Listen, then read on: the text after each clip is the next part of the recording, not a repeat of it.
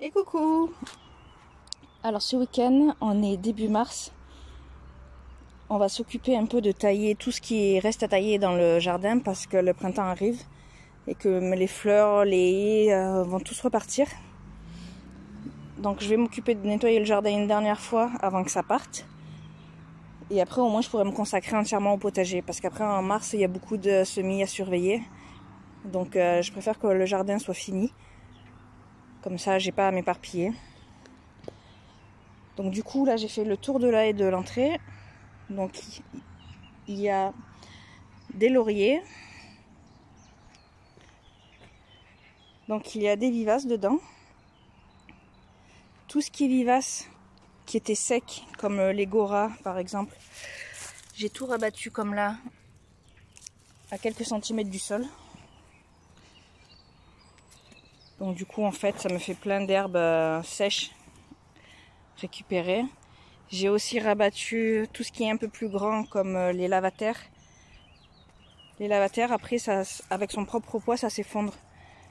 Donc j'ai coupé les branches. J'y ai laissé plein de départ. Mais j'ai quand même rabattu assez. La première ici elle fait à peu près 50 cm. Par contre celle de derrière elle doit faire 1,50 m.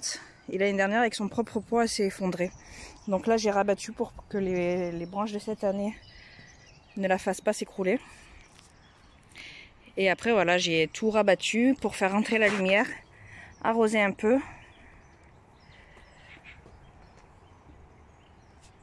Au moins ça sera fait, on n'aura plus à s'en occuper. Alors ensuite j'ai une autre haie avec des lauriers roses. Donc je vais les rabattre aussi.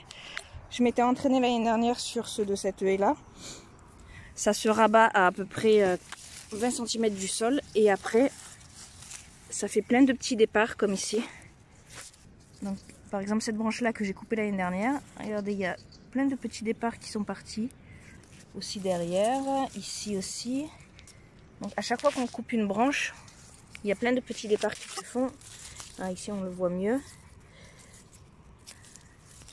Et après ça densifie. Une branche en donne 5 ou 6, donc ça densifie la plante. Par contre les lauriers roses, il ne faut pas le faire en plein hiver parce que ça craint le froid. Donc vaut mieux le faire au printemps. Là je suis dans la bonne période pour le faire. Je peux tous les rabattre pour que ça se densifie après. Donc au début il n'y a plus rien. Ça fleurira pas cette année. Ça va densifier la plante. Et elle sera un peu plus grosse parce que sinon ça part vers le haut, ça fait des fils, ça fait des branches fines. C'est pas très touffu donc vaut mieux les densifier. Ça se fait tous les 3-4 ans. Il faut pas le faire trop souvent non plus. Donc après ça donne une plante comme celle-là.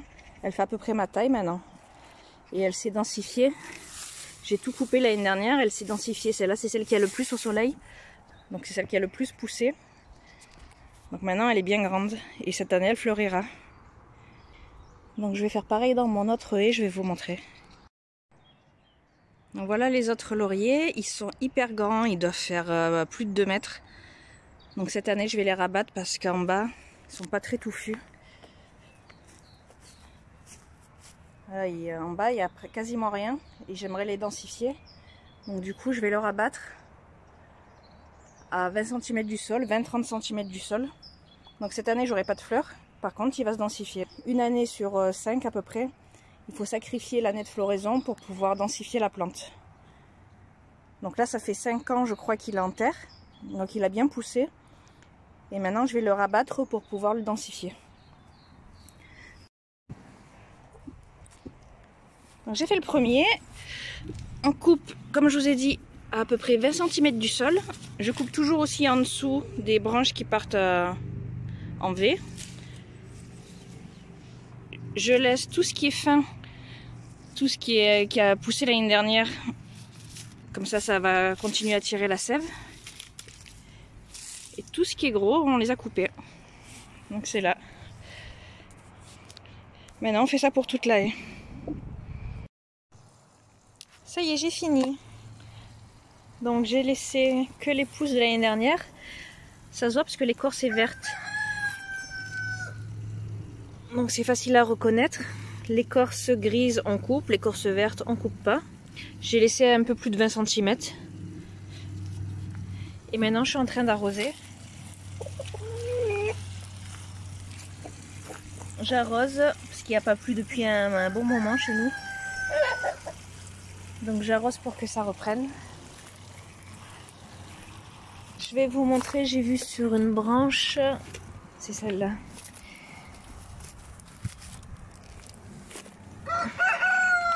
Alors voilà ce qu'on attend en fait. Tous ces petits yeux là. J'en ai un là.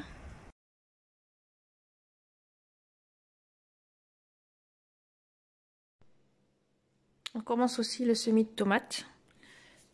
Donc dans une mini-serre, j'ai marqué mes lignes. 1, 2, 3, 4, 5, 6, 7, 8. Donc mes lignes sont marquées. Mes tomates sont plantées. J'en ai pas mis beaucoup parce qu'il me faut pas non plus énormément de plants. Ce qu'il me faut le plus, c'est les tomates pour faire des coulis. Après, tout ce qui est tomates apéritifs ou alors tomates à manger, il n'y a pas besoin d'avoir énormément de plants en fait. Donc pour l'apéritif ou les salades, il y a la petite poire jaune, les Holy Rose, les Black Prince, tout ça c'est des petites tomates.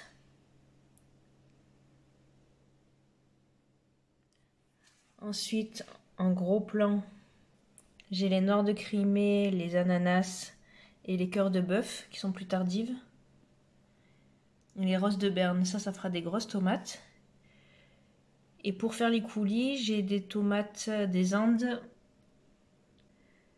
et des striped roman. C'est du type Roma. Donc ça sera pour faire les coulis. Donc c'est bien d'avoir plusieurs types pour les utilisations. Surtout que les grosses tomates, généralement, c'est des tardives. On les a à partir du mois d'août. Donc vaut mieux aussi mettre des petites tomates qui arrivent plus précocement. Comme ça, on peut en avoir fin juin déjà. Donc ma mini-serre est prête. Je vais le mettre sur le bord de la fenêtre et on attend que ça germe. Je vais passer la deuxième fois le traitement de fin d'hiver.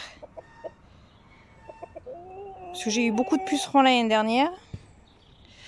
Et vu que j'ai eu beaucoup de pucerons, j'ai failli perdre des arbres. Donc cette année, je les ai traités.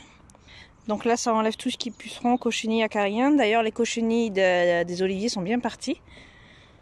Donc il fallait faire une fois pendant l'hiver, une fois en fin d'hiver. Là, c'est en fin d'hiver, donc on va faire la deuxième passe.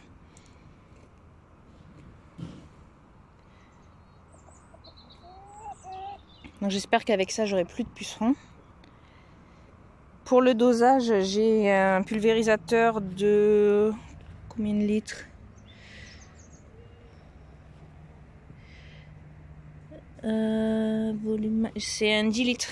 Donc pour 10 litres c'était la moitié. C'est un truc liquide.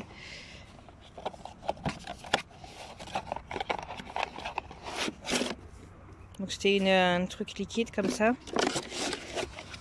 Donc pour mon pulvérisateur c'était la moitié. Je l'avais fait en automne et là je fais la deuxième passe maintenant. Donc je vais faire mes 2 oliviers et tous les petits arbres fruitiers, surtout les pruniers, parce que c'est là-dessus où j'ai eu beaucoup de pucerons. Donc une fois qu'on a mis le liquide dedans, on remplit d'eau, on ferme, après on pompe, jusqu'à temps que ça résiste.